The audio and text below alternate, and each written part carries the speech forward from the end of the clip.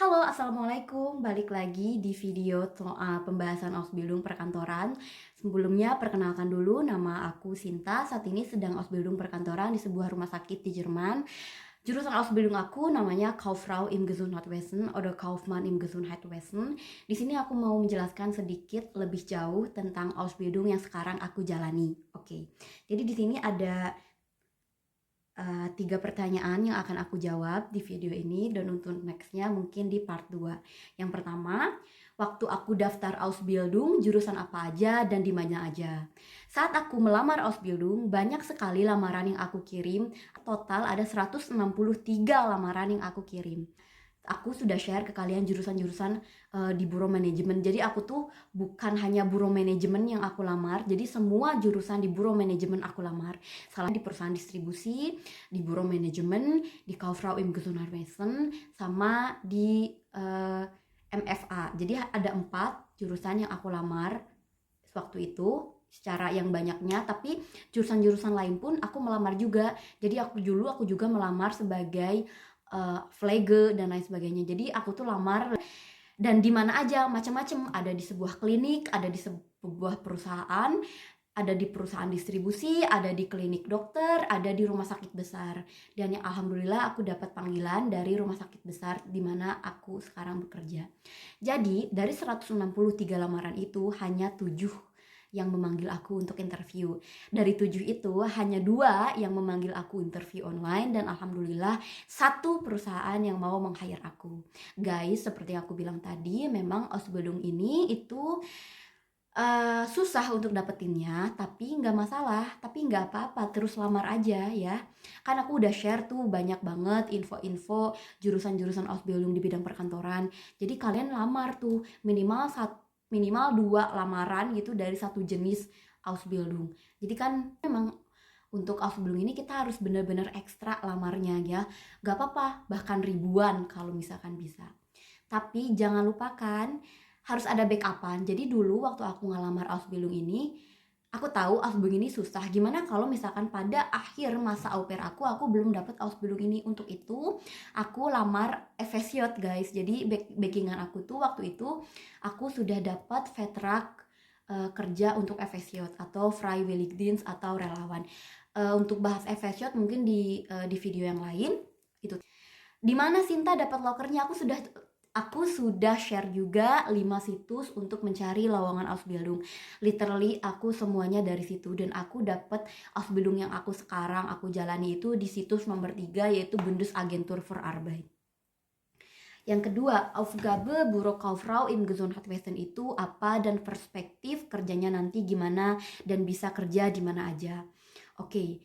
Jadi Büro Kauffrau im Gesundheitswesen ini ya kita Ausbildung di bidang-bidang kesehatan, contohnya di rumah sakit, di klinik-klinik, di rehabilitasi, di asuransi, pokoknya yang mencakup tentang kesehatan. Perspektif kerjanya gimana? Perspektif kerjanya bagus, karena apa? Sebagaimana kita ketahui, di bidang kesehatan itu nggak akan mati, maupun ada pandemi, maupun ada semuanya kan tetap akan terus gitu ya. Kesehatan itu nggak akan mati. Terus nanti kerjanya apakah cuma bisa di rumah sakit? Apakah kerjanya cuma bisa di asuransi? Apakah kerjanya cuma di rehabilitasi? Enggak, karena kita di sekolah kita juga belajar tentang bagaimana menjadi HRD, bagaimana menjadi akuntan. Jadi plusnya kalian itu selain punya spesialisasi, tapi kalian juga tetap bisa lamar dimanapun. Contohnya kalian bisa jadi HRD di perusahaan umum, karena kan peraturan HRD sama aja ya gitu. Karena kita juga belajar soal ketenaga kerjaan di Jerman seperti apa, aturan-aturan tentang ketenaga kerjaan di Jerman itu seperti apa. Jadi tidak menutup kemungkinan kalau misalkan kalian Ausbildung di bidang ini, ngelamar di pas kalian udah lulus, kalian bisa kerja dimanapun gitu. Dan plusnya gitu, kita itu belajar tentang sistem kesehatan di Jerman yang mungkin tidak didapatkan oleh Ausbildung Büro Manajemen secara umum. Itu kelebihannya.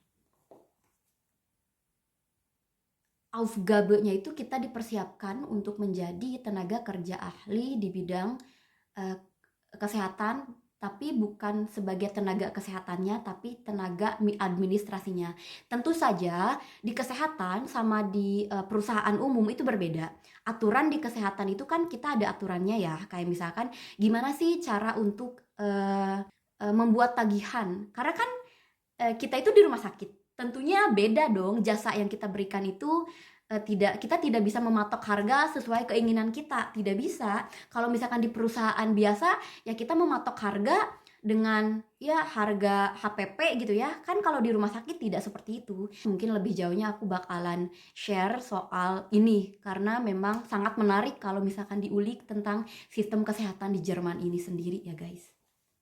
Peluang keterima di Berufskauffrau im Gesundheitswesen di Gesundheitswesen besarkah?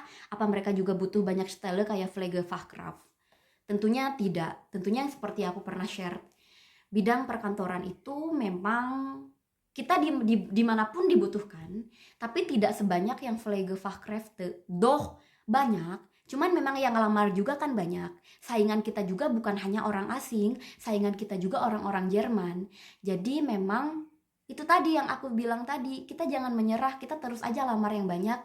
Karena memang mungkin dari 1000 lamaran yang kita lamar, ada 1-2 yang manggil kita interview, ada 1-2 yang mau menerima kita. Jadi jangan patah semangat ya buat semuanya. Nah itu tadi guys, semoga bisa menjawab ya, sedikitnya mencerahkan. Bahas ini sebagai gambaran umumnya aja, tapi kalau misalkan kalian mau di Ausbildung di bidang ini juga, tidak akan pernah salah. Kauffrau atau Kaufmann im Gesundheitswesen. Kelebihannya itu tadi, kita itu kan di rumah sakit banyaknya. Rumah sakit banyaknya itu rumah sakit itu banyak memberikan rumah sakit itu menyediakan Wohnung atau tempat tinggal untuk Ausbildung yang Pflege. Dan kita pun kalau misalkan kita Ausbildung di rumah sakit, kita bisa minta ke mereka gitu supaya kita juga diberikan tempat tinggal. Seperti itu kelebihannya. Dan kelebihannya yang lain yaitu sistem kesehatan itu tidak pernah hilang, tidak pernah mati gitu ya.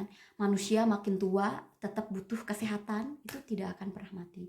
Dan untuk perspektif karir kedepannya, kita pun bisa berkuliah. Contohnya kita bisa kuliah di Gesundheitsmanagement atau di Gesundheitsekonom. Kalau misalkan kalian pengen kerja di perusahaan, bisa ambil Gesundheit manajemen, dan aku pun insya Allah doakan kalau misalnya setelah Ausbildung, setelah lulus kuliahku di UT, aku pun mau ngambil master di bidang Gesundheit Management.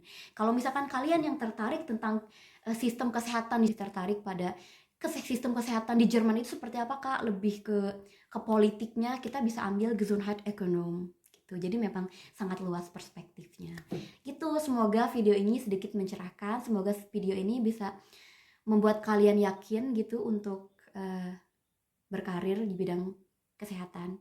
Dan kalau misalnya kita nggak bisa jadi Pflege, kita kan bisa jadi kerja di administrasinya seperti yang aku lakukan sekarang. Pokoknya semangat terus untuk kita, jangan pernah menyerah karena kan ada masa depan untuk semua yang bertahan. Semangat terus.